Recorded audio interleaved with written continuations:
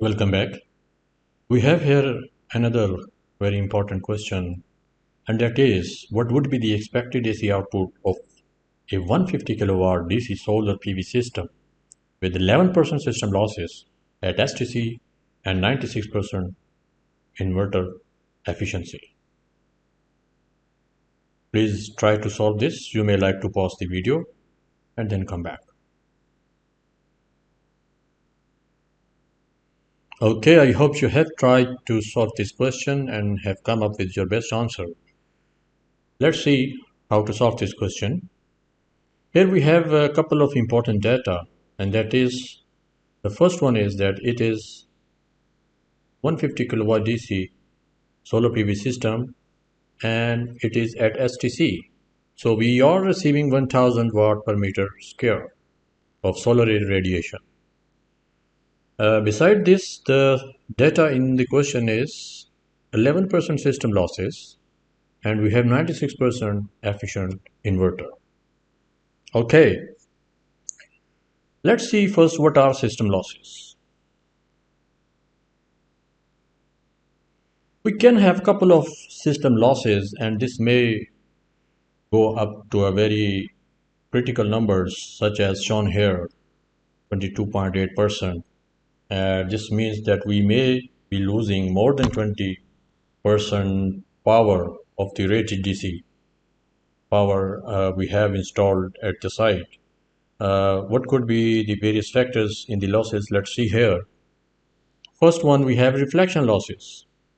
Reflection losses are those losses in which the air radiation when received at the solar panel front side, then part of the irradiance is not taken by the or absorbed by the solar PV cells. In fact, it is due to the fact that the solar irradiance is reflected from the glass of the PV module.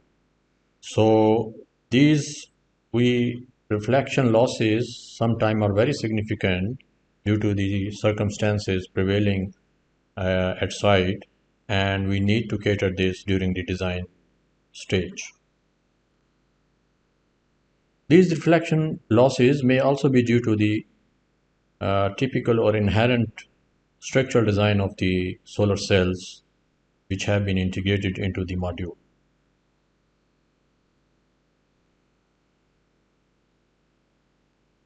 Number two, here we have spectral losses. Spectral losses account for those in which the spectrum of the sun irradiation received is not ideal or it doesn't correspond to that 1000 watt per meter square for which it has been calculated for.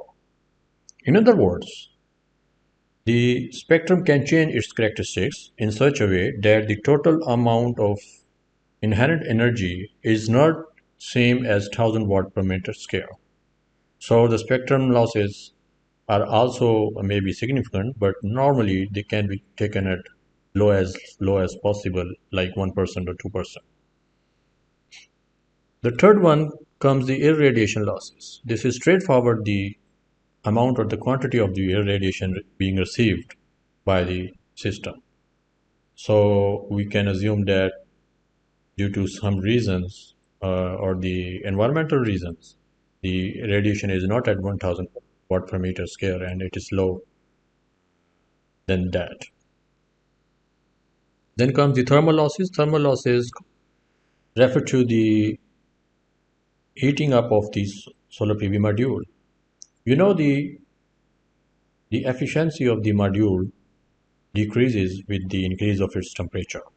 So when the solar cells are working, they are receiving the solar irradiation, they start heating up and this decreases their efficiency, so they will produce less power.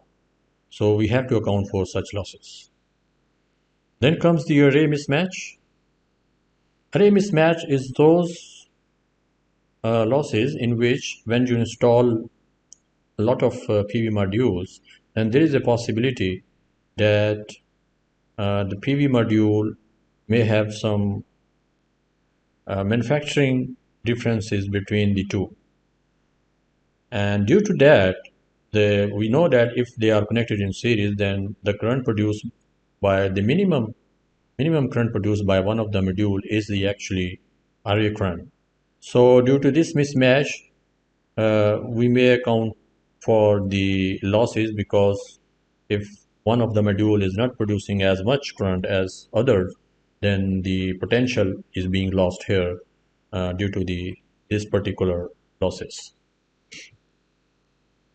So comes the DC cable losses. DC cable losses is the losses of voltage drop between the solar PV modules and up to the other parts of the system or components of the system, which may be charge controller or the inverter. So the DC cable is a significant part, and if it is very long, like if you are installing the solar PV system at top of some commercial building or some at top of the residential, then the length may be very significant and there would be voltage drops, and they definitely be counted for the losses.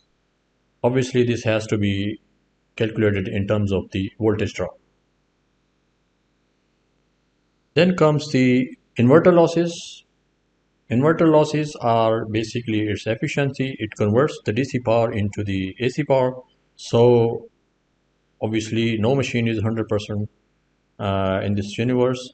So normally we have 95, 96, 97% inverters available in the market.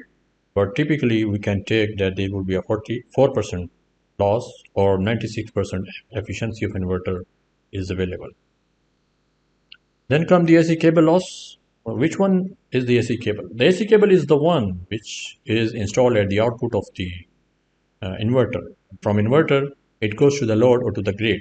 Obviously, the voltage received at the load is actual corresponds to the power received.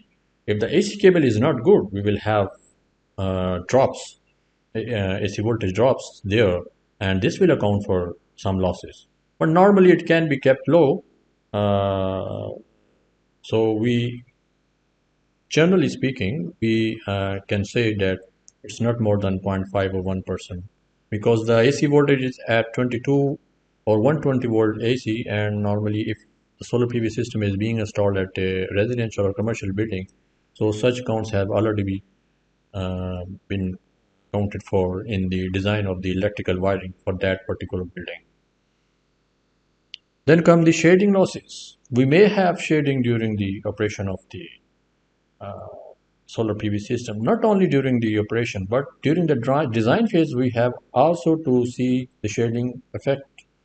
If there is any obstacle or any like tree or some building which may come during the whole year, which can shade some part of the PV module or PV array, then definitely this is a big loss. And if you remember from some of our questions, that shading one cell or one module can significantly reduce the power produced by the solar PV module array. Comes the dust and dirt. If you have dust and dirt top of the solar PV modules, the irradiance being received by the solar module obviously is low, and we will have less power produced. So such losses need also to be accounted for. Okay, coming back to our question, let's try to solve it. Here we can see that we have number one, 150 kilowatt of DC power. Number two, we have 11% system losses. And number three, 96% of efficiency of inverter. Now, in such question, generally when question states that there are 11% system losses and at the same time the efficiency of the inverter is given, then remember that the 11% system losses do not include the losses of the inverter. So here what we have to do is, let's take the 150 kilowatt of the system. We have to multiply it with what? We have to multiply the system losses. So the system efficiency is actually, what we'll do here, 100 minus 11%, or can divide it by 100. Let's remove the percent. So here we have the efficiency of the system, or the losses of the system. And then we come to the inverter, where we have 96%. So we can take this as 96 over 100. So this comes out to be 150 into 89 over 100, sorry, 96 divided by 100, and this becomes 150 into 0.89 into 0.96, and this is equal to 128.16 kilowatt. So the power produced shall be 128.16 kilowatt under the specific data given in the question.